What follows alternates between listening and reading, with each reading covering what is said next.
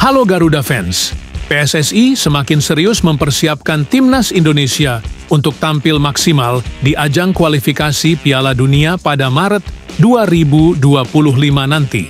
Segala upaya dilakukan agar para pemain bisa dalam kondisi terbaik menghadapi dua laga krusial, yaitu melawan Australia dan Bahrain. Lalu, bagaimana strategi PSSI dalam memaksimalkan performa Timnas? Dan bagaimana situasi terkini terkait lawan-lawan Indonesia di babak ketiga ini? Yuk, kita bahas selengkapnya.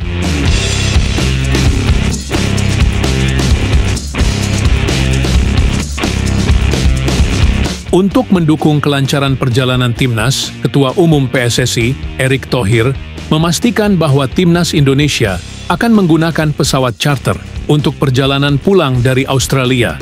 Keputusan ini diambil demi menghemat waktu dan tenaga pemain agar tetap bugar saat menghadapi Bahrain. Menurut jadwal, laga melawan Australia akan digelar di Sydney pada 20 Maret 2025. Sementara laga melawan Bahrain berlangsung di Jakarta 5 hari setelahnya, yakni 25 Maret 2025. Dengan padatnya jadwal, pemain yang merumput di Eropa dan Amerika baru bisa bergabung dengan Timnas pada 16 atau 25 Maret 2025. Penggunaan pesawat charter ini bukan soal kemewahan, melainkan kebutuhan agar pemain tidak kelelahan. Erick Thohir menegaskan bahwa dukungan penuh dari PSSI memastikan perjalanan pulang dari Australia menggunakan pesawat charter demi efisiensi dan kesiapan pemain. Di sisi lain, kabar kurang menyenangkan datang bagi Bahrain. Berdasarkan rapat Komite Disiplin dan Etika AFC pada 14 Januari 2025, Otoritas Sepak Bola Asia resmi menjatuhkan sanksi kepada Federasi Sepak Bola Bahrain, BFA, karena melanggar prosedur dalam laga internasional. Pelanggaran ini terjadi pada pertandingan Bahrain U19 melawan Kuwait U19 pada November 2024. BFA dinilai gagal memenuhi aturan pelaporan yang ditetapkan AFC, termasuk keterlambatan dalam pengajuan izin pertandingan dan pelaporan hasil pertandingan. Jika skenario diskualifikasi ini benar-benar terjadi, tentu akan menjadi keuntungan bagi Indonesia. Namun, sebagai bangsa sepak bola, tentu kita ingin melihat kemenangan Timnas diraih secara sportif dan sesuai prosedur.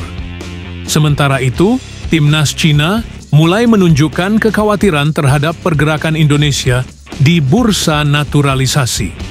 Sebelumnya, media-media Cina cukup percaya diri karena 4 pemain keturunan mereka, yaitu Serginho, Ryan Raposo, Oscar Maritu, dan Christopher Cheng, sudah hampir resmi menjadi bagian dari timnas mereka.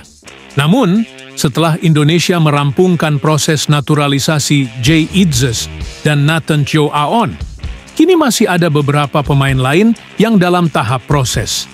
Bahkan, kabarnya beberapa nama baru tertarik untuk membela Indonesia, seperti Dean James dari Go Ahead Eagles dan Adrian Wibowo dari Los Angeles FC. Perbedaan utama antara Indonesia dan China dalam hal naturalisasi terletak pada pengalaman bermain. Pemain-pemain naturalisasi Indonesia sebagian besar bermain di liga luar negeri, sementara pemain naturalisasi Cina mayoritas berasal dari liga domestik mereka. Melihat semua persiapan yang dilakukan, peluang Timnas Indonesia untuk lolos dari fase grup ini masih terbuka lebar. Jika Garuda mampu mengamankan minimal 7 poin dari 4 laga sisa, maka posisi 3 atau bahkan 2 besar masih bisa diraih. Bahkan, jika Timnas bisa meraih 9 poin, maka peluang lolos ke babak berikutnya semakin besar. Yang terpenting saat ini adalah fokus ke pertandingan dan memastikan seluruh elemen Timnas dalam kondisi terbaik.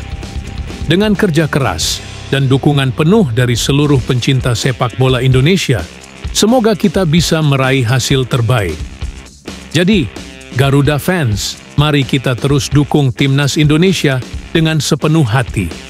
Kalau kalian suka dengan video ini, Jangan lupa like, share, dan subscribe untuk mendapatkan update terbaru seputar Timnas Indonesia dan berita olahraga lainnya. Jangan lupa juga nyalakan lonceng notifikasi, supaya nggak ketinggalan info terbaru dari kami.